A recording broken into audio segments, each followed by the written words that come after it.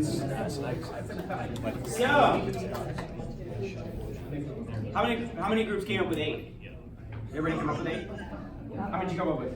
We came up with one good one. Wow. You guys worked really hard at that one, didn't you? You guys were honed in on one. We had 6. You're like, yes, who? 6. But we had a lot of side conversation too. Yes. Oh, so you guys were talking about Dunkin' Donuts back then. About that line at Yeah, we Dunkin' were this talking morning. I about, don't know. we were discussing. We went deeper. Yeah, just like sometimes who you focus on isn't the right person. You know, and just having different dialogue on different things that we've experienced and how a different avenue kind of took it to opening the door. Yeah. Yes. It's sort of fascinating.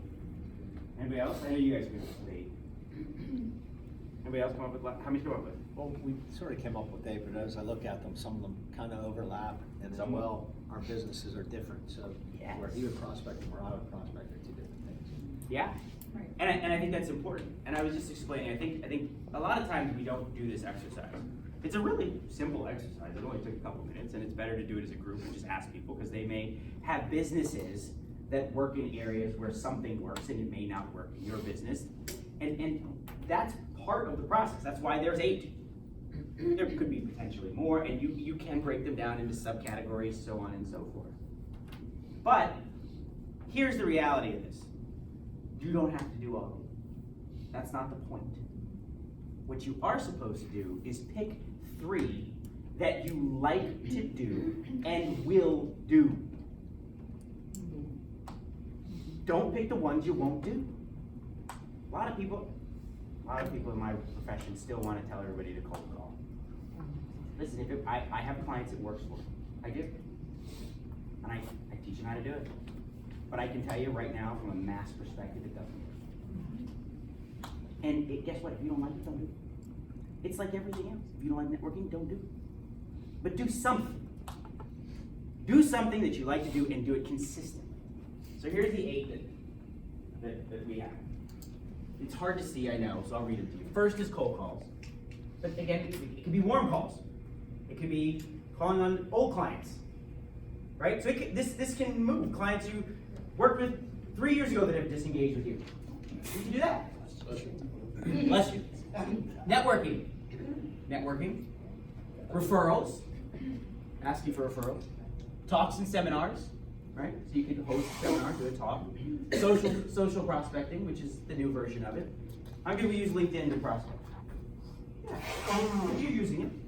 Mailings. Depends on your business. Doesn't work for everybody, but it does work in some businesses still. Mailings. Advertising. How many people advertise? We have local magazines, local newspapers, all that stuff. You're advertising. And walk-ins. Anybody doing walk-ins? It does. Okay. Some of you are still doing it. It does work in some businesses. Some businesses it doesn't work at all. Financial planning tends to not be a great one. Edward Jones does it very well. I started my career at Ed Jones. See, Edward Jones, and it Look worked. where I am now, not at Ed Jones. Did it work? I define work. Yeah. Met a lot of people. Met a lot of people. But I mean, for some businesses, it does in fact work. Depends on the business. But the point is to figure out what they are. And some of those can tie in, right? I can tell you how to tie in social prospecting to referrals. You could tie those 2 together by asking people you know on LinkedIn to introduce you to someone else. That's a referral. Make sense? So, here's what I want you to do. How much time do I have, Jason? 5-ish minutes? 5-ish minutes, okay. I'm gonna wrap this up. Here's what I want you to do with your list. Now, if you share the list, at least pick the couple that you want. There's a difference between a proactive and a passive activity, right? So proactive activity is something you can control, right? I can ask for a referral, right? That is something I can control. Everybody you sit with, you can ask for a referral. Existing clients, you can ask for a referral, right? Passive, prospects in control. Advertising. I can control putting the ad out there, but I can't control who reads and calls it. Make sense? You need to have a combination of both. One is not better than the other, but you need to do both. Because the passive activity is doing work while you're doing something else. Right? My social media account does passive activity for me.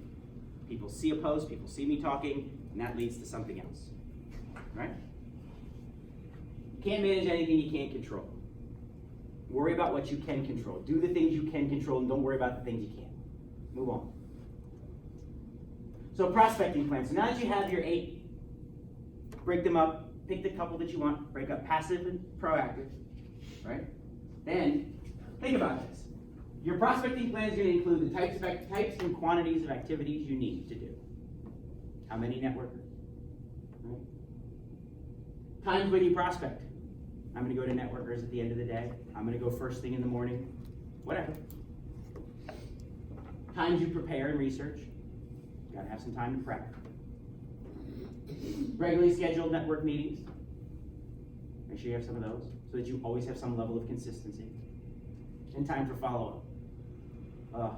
Boy, I can't tell you people I know that go out to networkers as an example, get a ton of cards and or opportunities, and then never reach out to any of them. So make some time for them. Build that in. Last thing I'll leave you with. You can't fail at prospecting unless you fail to prospect. There is no bad way to fail. Just do it. Just talk to people. Just ask the simple questions. Don't be afraid. Don't be afraid of no. Don't be afraid of asking and they tell you, no, I don't know anybody. No, I can't do it. No, I don't. I'm not interested. Okay, that's good. Now I know not to talk to you about this again. And you must work a prospecting system. How's that last piece? Take your 8, break them up, proactive and passive, and then figure out all of the metrics behind it. With that, are there any questions?